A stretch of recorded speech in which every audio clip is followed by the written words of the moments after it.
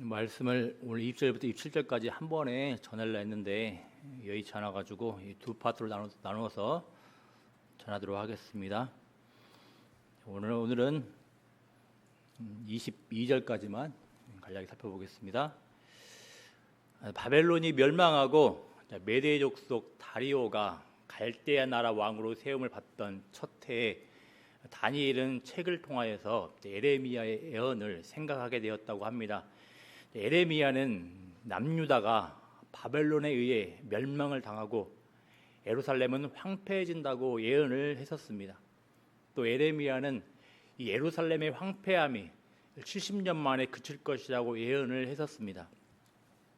다니엘은 바로 이 에레미야의 예언 성취가 임박했음을 9장에서 이해하며 자신과 이스라엘 민족의 죄를 자복하며 회개의 기도와 간구를 했습니다.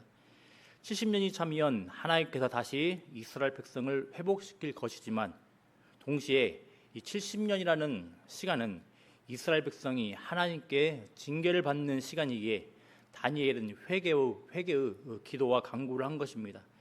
이에 대하여서 하나님께서는 자신의 백성들이 하나님께 부르짖고 기도하면 내가 너희들의 기도를 들을 것이요 이렇게 약속하시기도 했었습니다. 자, 오늘 본문 20절부터 27절 말씀은 이 다니엘의 기도에 대한 하나님의 답변 정도로 이해할 수 있겠습니다. 20절이 오늘 본문의 내용에 대한 맥락이 무엇인지 말해주고 있기 때문입니다. 20절에서 어떤 내용이 언급됩니까?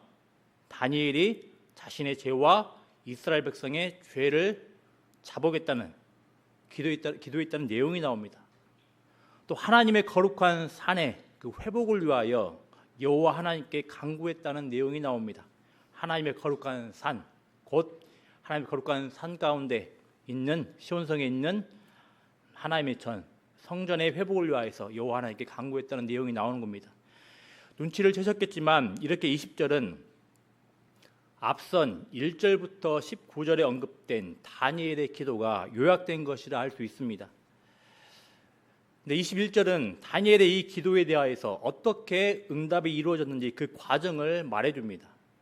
21절에 따르면 이전에 환상 중에 본 그 사람, 곧 그 인자가 가브리엘이라는 천사를 통하여서 하나님의 응답에 이르렀다고 합니다.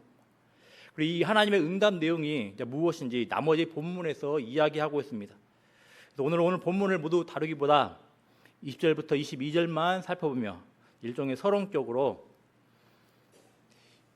기도와 말씀에 관한 세 가지 사실을 간단히 살펴보겠습니다. 첫째로 하나님은 특정 공간, 시간에 매이지 않으시고 항상 자신의 백성의 부르짖음에 주목하고 계신다라는 겁니다. 오늘 21절에는 응답에 관한 한 가지 주목할 만한 사실이 나옵니다. 내가 기도할 때와 연결된 저녁 제사입니다. 21절은 저녁 제사를 드릴 때 하나님의 응답이 이르렀음을 분명히 말해줍니다. 하지만 지금 예루살렘에는 하나님의 성전이 있습니까? 없습니까? 없습니다. 하나님의 성전이 없습니다. 그리고 더욱이 이 이스라엘부터 엄청나게 먼 공간에 떨어져 있는 다니엘이 살고 있는 페르시아 땅에도 역시 성전이 없기는 마찬가지입니다. 그렇다면 여기서의 저녁 제사는 성전 중심으로 이스라엘 차원에서 드리는 공적 제사, 공적 예배는 아닌 것으로 보입니다. 아마도 다니엘은 비록 하나님의 성전에서 공식 제사를 드린 때가 오래이지만 이 제사를 기억하고서 이방 땅에서도 하나님께 개인적으로 저녁 제사를 드리며 기도한 것으로 보입니다. 우리식으로 이야기를 하면 예배를 드리고 기도한 것으로 보입니다. 그리고 오늘 본문은 분명히 저녁 제사를 드릴 때 천사를 통하여서 하나님께서 응답하셨다고 합니다. 이 사실은 사소해 볼 수 있겠지만 우리에게 기도에 관한 기본적이고 또 중요한 교훈을 알려줍니다. 무엇이겠습니까? 하나님께서는 어떤 특정한 공간에 매이지 않으시고 자신의 백성들의 소리, 곧 기도에 귀를 기울이신다라는 겁니다. 예루살렘에 있던 하나님의 성전에서도 기도에 귀를 기울이셨던 그 하나님께서 성전이 없는 이방 땅에서도 자신의 백성의 기도를 들으신다라는 겁니다. 물론 구원 역사, 곧 구속사의 과정에서 아직 구약 시대에는 하나님은 물리적인 성전 가운데 임하셔서 자신의 백성을 다스리시고 예배받으시며 또 응답하시는 분이시지만, 본질적으로 우리 하나님은 공간이나 시간에 매이지 않으시고 자신의 백성들의 부르짖음을 얼마든지 들으시는 분이십니다. 이 사실들은 하나님의 백성이 이 세상을 살아갈 때 굉장한 힘이 되는 말씀입니다. 기억하시겠지만 사무엘상을 보면 이스라엘 백성들이 블레셋과 전투를 하며 밀리게 되자 언약궤를 전쟁터로 가져오게 합니다. 그리고 이 언약궤를 앞세워 전투를 벌이게 합니다. 영적으로 둔감한 이스라엘 백성들의 생각에 따르면 하나님의 임재를 보여주는 언약궤를 앞세우면 전투에 승리할 수 있다고 생각을 한 겁니다. 그런데 이런 모습, 즉 하나님에 대한 경외 없이 하나님을 특정한 물리적 공간에 제한시켜 자신의 그릇된 욕망을 이루려는 모습은 우상 숭배자의 전형적인 모습입니다. 이스라엘 백성들 주변 민족들의 신앙관이 죄다 이렇습니다. 그리고 이 주변 민족들의 신앙관에 물들어가지고 부패하고 타락한 이스라엘 백성들의 모습이 이러했습니다. 이스라엘 백성들 주변 민족들의 신앙관들은 이들이 섬기는 신들은 특정한 물리적 공간에 임재한다라는 겁니다. 이들이 만든 성전에, 또 이들이 만든 조각상에, 또 이들이 섬기는 신들이 실제 임한다고 생각을 합니다. 그래서 이방 민족들은 그렇게도 우상을 만드는 일에 열심인 겁니다. 그렇지만 하나님은 어떤 분이십니까? 자신의 백성들과 함께하기 위하여서 성전에 임재하시는 분이시지만, 본질적으로 하나님은 이 성전이라는 특정한 공간에 매이지 않으시는 분이십니다. 본질적으로 하나님은 자유로우신 분이신 겁니다. 그래서 하나님은 얼마든지 성전을 떠나실 수도 있으시고 성전에 거하실 수도 있으신 분이십니다. 이런 이유로 하나님께서는 자신의 백성들에게 십계명을 주시면서 너를 위하여 새긴 우상을 만들지 말라고 가르쳐 주신 것입니다. 다시 말하면 그 어떤 것에도 매이지 않으시고 살아계신 하나님을 우리의 그릇된 욕망을 수용한 우상과 같은 존재로 격화시키지 말라라는 겁니다. 우리는 이미 이렇게 자유로우신 하나님, 살아계신 하나님을 다니엘서에서 많이 경험을 했습니다. 다니엘서는 어떻게 시작했습니까? 상당히 많이 다루어서 이미 기억을 하실 겁니다. 불순종과 우상 숭배로 일관한 자신의 백성들을 언약의 말씀 따라 느부갓네살의 손에 넘겨주셨습니다. 심지어는 하나님께서 임재하시고 영광 받으시는 성전의 기물들도 느부갓네살의 손에 넘겨주셨습니다. 그리고 이후에 시간이 흘러서 하나님께서는 성전을 완전히 황폐케 하도록 넘겨주셨습니다. 그러면 이제 이스라엘 백성들은 하나님께서 약속하신 축복의 땅인 가나안 땅에서 쫓겨났기에 이들은 하나님께 기도할 수도 간구할 수도 없겠습니까? 이스라엘 백성들의 제사는 성전이 없는 제사이기에 아무런 의미가 없는 것이겠습니까? 이에 대하여서 다니엘과 세 친구들은 분명히 아니라고 합니다. 우리가 기억하는 대로 다니엘과 세 친구들은 특정한 성전이 없는 이방 땅, 그리고 포로 생활 중에도 하나님께 도움을 구했습니다. 그리고 하나님의 도움을 경험했습니다. 오늘 21절에서도 하나님은 다니엘의 기도와 간구를 들으시고 가브리엘을 보내셔서 지혜와 총명을 가르쳐 주셨다고 합니다. 어떻습니까? 이처럼 지금 이스라엘 백성들로 대표되는 다니엘은 약속의 땅에서 쫓겨나 이방 땅에서도 살고 있지만 하나님은 자신의 백성의 소리를 들으십니다. 귀를 기울이고 계십니다. 다니엘이 이방 땅에서 산 지 상당한 오랜 시간이 지났지만 하나님은 자신의 백성들을 잊지 않으시고 자신의 백성의 기도를 듣고 계십니다. 여러분, 하나님의 백성은 바로 이런 하나님에 대한 알매 근거하여서 하나님께 기도하고 간구하는 자들이라 할 수 있을 겁니다. 그냥 마구잡이로 생각 없이 하는 기도와 간구가 아닐 것입니다. 그저 다른 이방인들처럼 불신자들처럼 아무 생각 없이 드리는 그런 기도와 간구가 아닐 것입니다.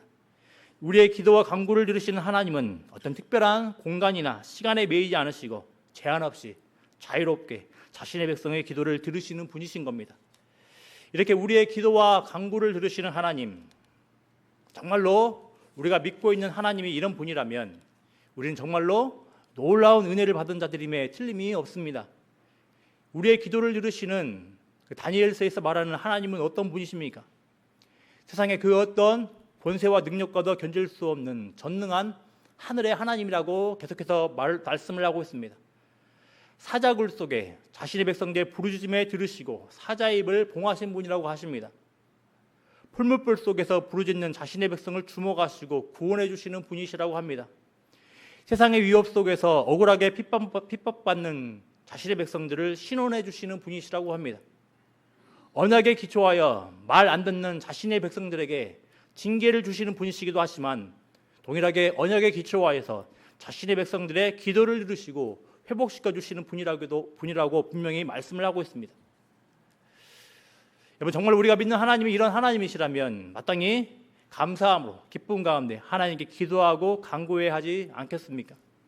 특별히 힘겨운 시간을 겪을 때 하나님의 뜻이 무엇인지 도통 무엇인지 모르겠다면서 답답해하고 있을 때 우리는 우리 하나님께 기도하고 간구해야 하지 않겠습니까? 기도하고 간구하되 지속적으로 기도하고 간구해야 하지 않겠습니까? 무슨 일인지 우리의 기도와 간구에 즉각적으로 응답하지 않으시는 그 하나님은 우리의 기도와 간구에 계속해서 귀를 기울이고 계신 분이십니다. 그냥 아무 의미 없이 기도와 간구를 요구하시는 분은 아니시라는 겁니다. 그러니 기도는, 간구는 아무 무의미한 시간이 아닌 겁니다. 자신의 백성에게 70년 동안 황폐하게 되리라는 그 징계를 주신 하나님은 분명 내게 부르짖으며 내게 와서 기도하면 내가 너희들의 기도를 들을 것이요 약속하신 분이십니다. 오늘 본문의 전체 맥락뿐만 아니라 다니엘서 7장의 네 짐승 환상 그리고 8장의 순양과 순년소 환상은 앞으로 이스라엘 백성에게 닥칠 험난한 시험을 내다보고 주신 말씀입니다. 다니엘이 에레미야 예언을 따라 심판의 기간 70년이 임박했음을 생각하고 기도했지만 사실 또 다른 영적 의미에서 이스라엘 백성에겐 험난한 시간이 기다리고 있습니다. 하나님을 대적하는 자가 출현하여 하나님을 조롱하고 모독하게 될 것입니다. 그래서 이 땅에서 하나님의 백성으로 살아가기가 버거울 정도로 핍박과 박해가 굉장해질 것입니다. 그렇지만 오늘 본문을 포함한 9장은 하나님의 백성이 이런 현실들 앞에서 어떻게 대처해야 하는지 말해주는 듯 합니다. 저번 시간에 살펴본 대로 다니엘은 황폐화된 성전의 회복을 바라보며 하나님께 간절히 기도하며 간구했습니다. 하나님께서 약속하신 말씀에 기초하여 회개 가운데 기도하며 간구하였습니다. 또 오늘 본문에서도 분명히 기도를 강조하고 있으며 또 이 기도에 대한 하나님의 응답이 있음을 알려주고 있습니다. 물론 앞으로 내용을 살펴보겠지만 이렇게 기도하고 간구했던 다니엘이 황폐화된 성전이 즉각적으로 회복되는 것은 경험하지 못합니다. 그렇지만 분명 하나님께서는 이런 기도와 간구들을 방편으로 삼으셔서 곧 자신의 백성을 예루살렘으로 귀환케 하시고 성전을 회복케 하십니다. 물론 이 귀환과 회복은 완전한 귀환과 회복이 아니라 부분적인 귀환과 회복이지만 말입니다. 오늘 본문에 별 의미 없이 형식적으로 기도의 단어들이 사용되었다고 생각하지 마십시오. 극심한 고통의 때를 내다보며 기도의 내용들이 계속해서 언급된다는 것은 분명 그 극심한 고통의 때에 우리가 다른 걸로 대처하지 않고 기도와 간구로 대처해야 함을 알려주는 겁니다. 동시에 다니엘의 이런 기도와 간구에 응답이 주어진다는 것은 그 극심한 고통 가운데서 우리가 약속에 기초하여서 간구하고 기도할 때 하나님께서 동일하게 응답을 해주신다라는 것을 알려주는 겁니다. 근데 이렇게 응답하시는 것은 하나님은 어떤 분이십니까? 백성의 기도와 간구에 응답하시는 하나님. 하나님은 자신의 백성들의 기도에 반드시 들으시고 적절한 때를 따라서 응답해 주실 것입니다. 교회당에서뿐만 아니라 우리 가정에서도 우리 직장 가운데서 하나님은 응답해 주십니다. 우리의 가정에서 힘겨운 시간을 겪을 때, 우리 직장에서 극도로 고통을 당할 때 우리가 하나님께 기도하고 간구할 때 하나님께서는 오늘 본문을 통해서 약속하신 바 따라 분명히 기도해 주시고 응답을 우리의 기도를 따라서 응답을 해 주실 것입니다. 또 새벽이든 아침이든 저녁이든 밤 시간이든 언제 어디서든지 우리 하나님은 기도를 들으시고 또 응답을 해주실 것입니다. 그러니 이 놀라운 하나님의 기도에 관한 약속 다발을 들고서 기도하고 간구하지 않는다라는 것은 참으로 우리가 얼마나 미련한지를 보여주는 겁니다. 지금은 덜하지만 특히 토요일에 교회를 가려고 하면 딸이 바짓가랑이를 붙들고 가지 말라고 막 놀아달라고 합니다. 안 된다고 가야 된다고 계속해서 이야기를 해도 떼를 쓰고 울 때가 있었습니다. 근데 지금은 별로 안 합니다. 그래서 신랑이를 버리기도 합니다. 근데 이렇게 하나였던 애기가 이제 둘째가 좀 생각이 좀 이렇게 말이 트이고 생각이 발달하다 보니까 자기도 놀아달라고 쌍으로 바짓가랑이를 붙잡고 놀아달라고 합니다. 이때는 참으로 난처하기 그지없습니다. 하지만 우리 하나님은 어떤 분이십니까? 이렇게 제한된 힘을 가지고서 제한된 능력을 가지고서 그 자신의 자녀들의 그 도움을 요청하는 것에 어떤 것도 제대로 해줄 수 없는, 저와 비교할 수 없는 그 하나님은 풍성히 응답해 주시고 우리의 요청에 우리의 기도 간구에 응답을 해주시는 분이십니다. 이런 하나님을 붙드시고 이런 하나님을 신뢰하며 기도와 간구 가운데 하나님께서 주시는 은혜를 풍성히 경험하길 바랍니다. 특별히 오늘 본문을 따라서 고통의 때에 하나님께서 낙담 가운데 좌절 가운데 머물러 있지 않고 하나님께서 눈을 들어 하나님께 기도하라고 하십니다. 간구하라고 하십니다. 그리고 우리가 이 고통의 때에 하나님께서 우리의 기도와 간구를 들으시고 반드시 응답해 주신다고 하십니다. 그러니 혹여라도 고통의 때에 힘겨운 시간의 때에 그저 낙심하며 그저 멈춰있지 말고 우리 하나님께 기도하고 간구하는 복된 은혜가 있기를 기도합니다. 두 번째로는 하나님의 말씀은 충분히 하나님의 백성에게 힘을 주고 소망을 줄 수 있는 말씀이라는 겁니다. 다니엘서는 다니엘이 이방 땅에서 실제로 경험했던 것들을, 그리고 또 환상과 꿈을 통해서 알게 되었던 것들을, 또 기도를 통하여서 하나님께 응답받았던 것들을 기록한 책입니다. 오늘 본문만 보더라도 이 다니엘서가 어떻게 기록되었는지 그 과정이 조금 언급됩니다. 20절을 보면 다니엘이 분명히 황폐화된 성전의 회복을 바라보며 기도했다고 나옵니다.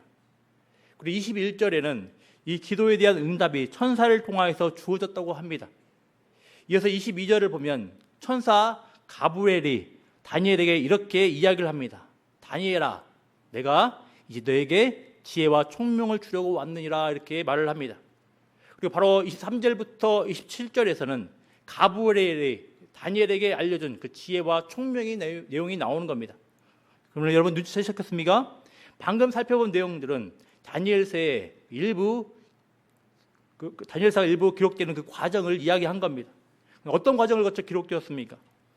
앞서 7장부터의 그 내용들을 참고하면 다니엘이 보았던 꿈과 환상들의 내용 앞에서 번민하고 근심한 모습을 보였습니다. 또 9장에 기록된 과정도 이렇습니다. 다니엘은 책들을 보며 에레미야의 예언을 생각을 하며 회개 가운데 기도하고 간구했습니다. 그리고 이 기도와 간구에 대한 하나님의 응답을 다니엘서에 기록을 한 겁니다. 이렇듯 성경으로 기록된 다니엘서의 일부 내용들을 보면 하나님께서 일방적으로 그냥 주신 내용이 아닙니다. 다니엘서는 하나님께서 주시는 꿈과 환상 앞에서, 또 먼저 주어진 책들 앞에서 고민하고 염려하며 힘들어하는 하나님의 사람의 모습이 기록되어 있습니다. 이처럼 성경은 사람과 아무 상관없이 진공 상태와 같은 상태에서 주신 말씀이 아니라는 겁니다. 그렇다면 우리는 성경을 바라보며 분명히 이렇게 확신할 수 있겠습니다. 하나님의 말씀은 세상 속에서 살아가는 하나님의 백성에게 적절한 힘을 주고 소망을 줄 수 있습니다. 적절한 힘을 주었다라는 것은 사람의 눈높이에 맞게 힘을 주신다라는 겁니다. 사람의 눈높이에 맞게 소망을 주신다라는 겁니다. 보십시오. 오늘 본문의 기록 과정은 분명히 다니엘이 번민하고 근심하며 또 기도 가운데 아파했을 때, 마음 아파했을 때 기록했던 말씀, 기도하고 간구할 때 이 기도 간구 앞에서 하나님께서 주시는 말씀을 기록한 것이 다니엘서입니다. 이게 말씀은 하나님의 사람이 실제 경험한 것들을 기록하였기에 우리가 세상 속에서 살아갈 때 충분한 힘을 받을 수 있고 소망을 누리고 살아갈 수 있는 겁니다. 다니엘서는 다니엘의 눈물과 한숨과 두려움 가운데 기록된 하나님의 말씀입니다. 어떤 왕이 고대의 어떤 왕정처럼 어떤 왕이 자신의 공적을 자랑하고 치하하기 위하여서 자신의 백성에게 일방적으로 준 명령 법령집이 아닌 겁니다. 다니엘서는 우리가 똑같은 성정을 지닌 다니엘이 믿음의 사람들이 하나님을 의뢰함으로 승리한 이야기를 담고 있지만 그 가운데는 필시 말씀대로 이루어지지 않아 당혹해야 하는 모습도 있을 것이며 힘들어하고 아파하는 모습도 담고 있습니다. 그렇다면 동일합니다. 다니엘과 똑같은 성정을 지닌 우리 또한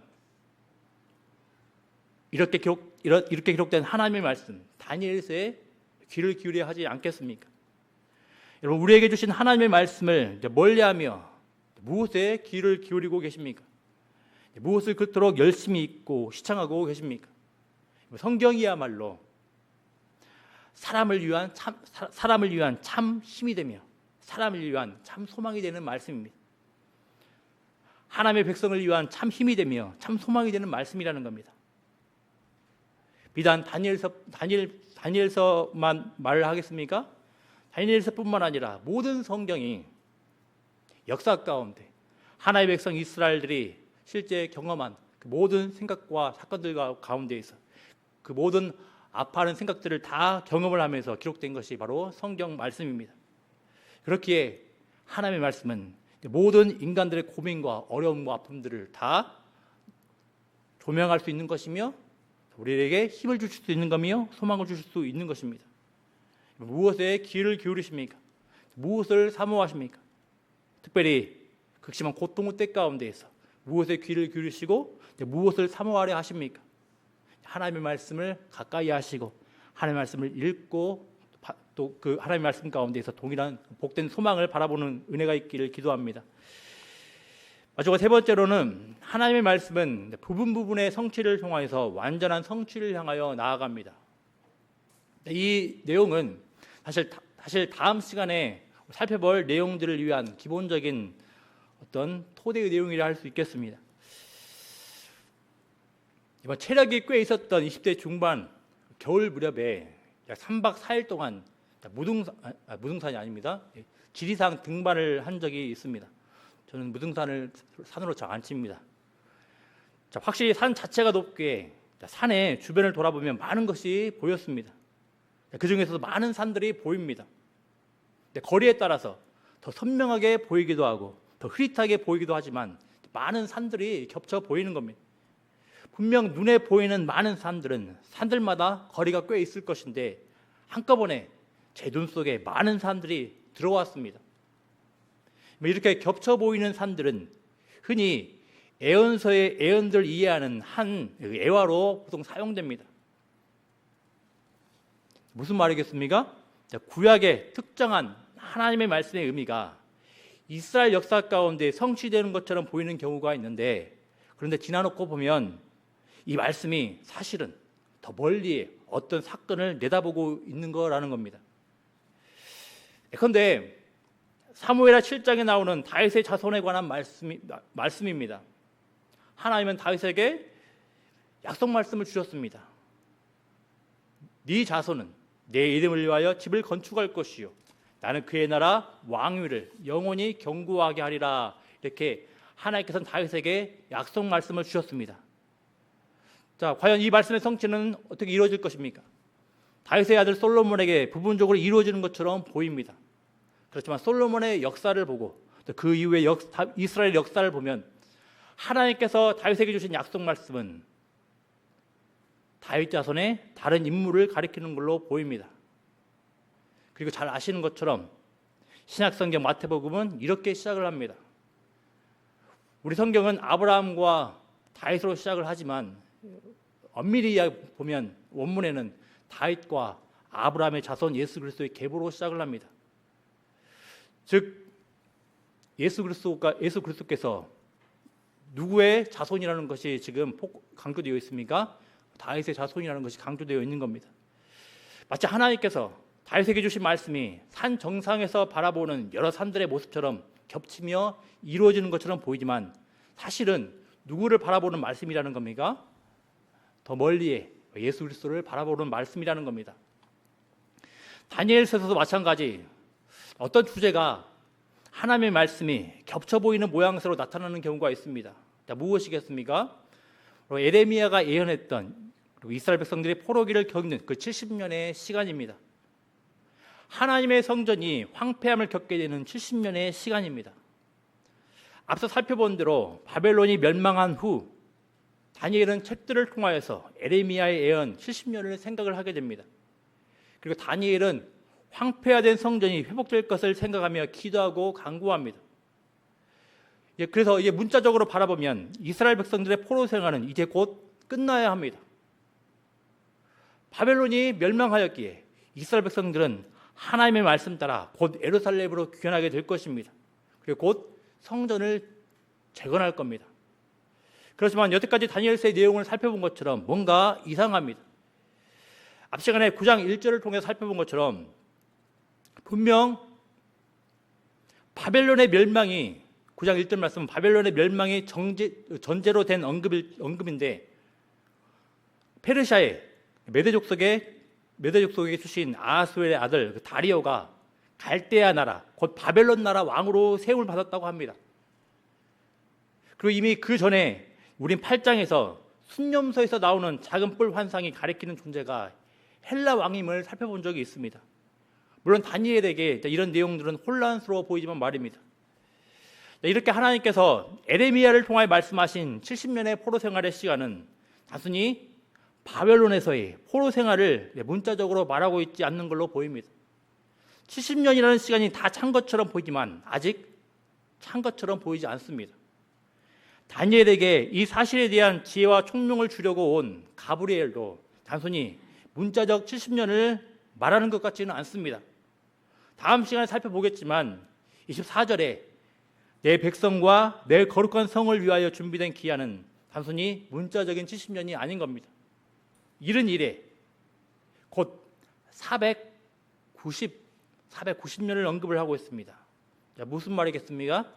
물론 이른 이래 곧 490년조차도 단순히 문자적인 시간을 가리키는 것은 아닐 겁니다. 하지만 이 490이라는 이 시간을 보고서 우리가 뭘 알 수 있겠습니까? 훨씬 더 시간이 길어졌습니다. 70년보다 훨씬 더 시간이 길어졌습니다.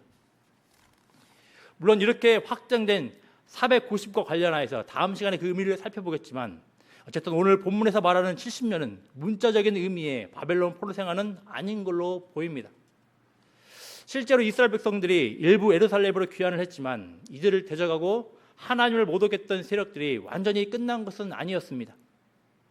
그래서 대표적으로 안티오코스 에피파네스 4세 시절에 이스라엘 백성들은 수없이 핍박당했다고 말씀을 드렸습니다. 하나님의 성전에 드려지는 제사는 폐하해졌다고 말씀을 드렸습니다. 어떻게 보면 이스라엘 백성들은 바벨론이라는 장소에서 벗어났지 오히려 이스라엘 본토에서 포로처럼 살아간 겁니다. 아직 이스라엘 백성에게 70년의 포로 생활은 진행형인 것이었습니다.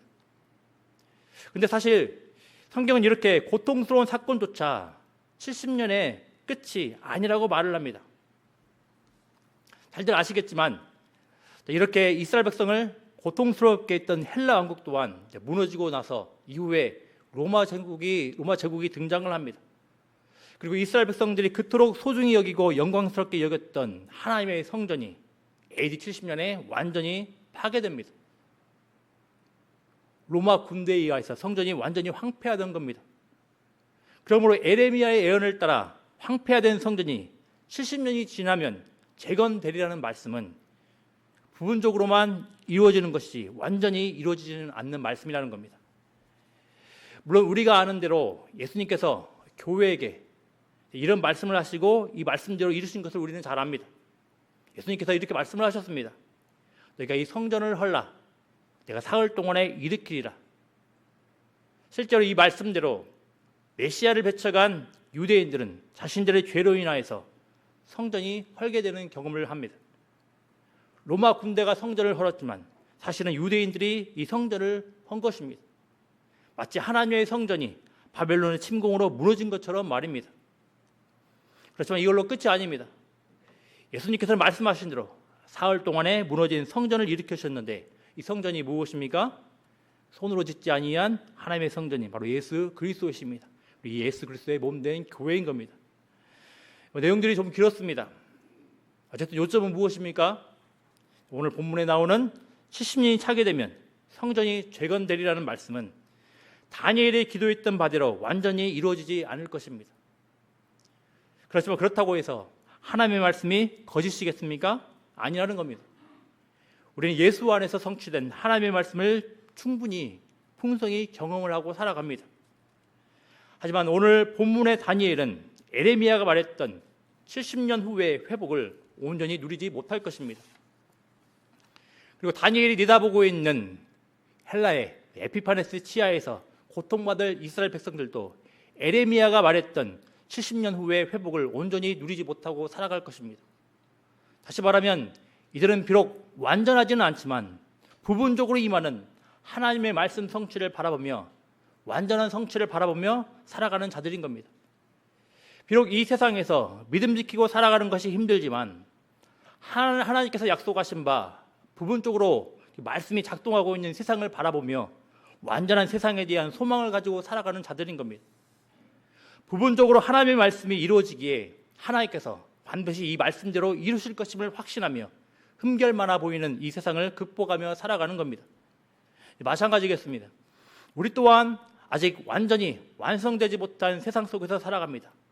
물론 많은 말씀이 예수 안에서 이루어졌지만 아직 최종적으로 완성되지 않은 말씀들이 있습니다. 그럼에도 우리는 소망을 가지며 특별히 재림의 소망을 가지며 완전치 않아 보이는 세상을 극복하며 살아갈 수가 있는 겁니다. 지금까지 부분적으로 이루어진 수많은 약속 말씀들이 완전한 성취를 향하여 달려가고 있음을 확신하며 이 세상을 살아갈 수 있는 겁니다. 하나님께서 예수 안에서 이 세상을 구속하셨다는데 뭔가 이상해 보이십니까?